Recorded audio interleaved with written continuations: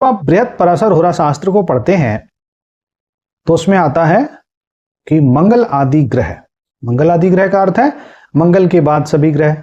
कौन कौन से ग्रह? तो मंगल, बुध, गुरु, शुक्र, शनि, यह 5 ग्रह हुए। यह ग्रह अपने उच्च राशि के होकर के बैठे हों, स्वग्रही होकर के बैठे हों, और कहां बैठे हों? केंद्र में बैठे हों। तो जातक क्रम से अर्थात जिस क्रम में मंगल बुध आपने प्रयोग किया उसी क्रम से रुचक, भद्र, हंस, मालव्य और शश संज्ञा नामक महापुरुष योगों से विख्यात होता है।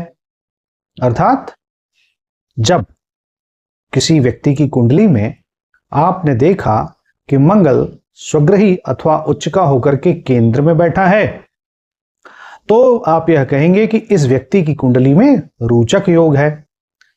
अगला क्रम है बुध का। यदि किसी की कुंडली में आपने देखा कि बुध उच्च का या स्वग्रही होकर के या मूल त्रिकोण का होकर के बैठा हुआ है केंद्र में, तो यह भद्र नामक पंच महापुरुष योग हो गया। इसी क्रम में जो अगला योग है वह है हंस योग। हंस योग गुरु से बनता है। जब कुंडली में जन्मांक में गुरु स्वग्रही अथवा उच्च का होकर या मूल त्रिकोण का होकर के केंद्र में बैठा हो तो इस योग को हंस योग कहते हैं।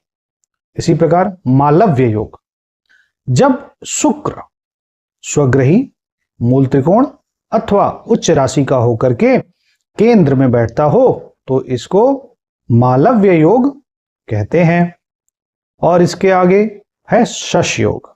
शश यह शनि से बना हुआ योग है।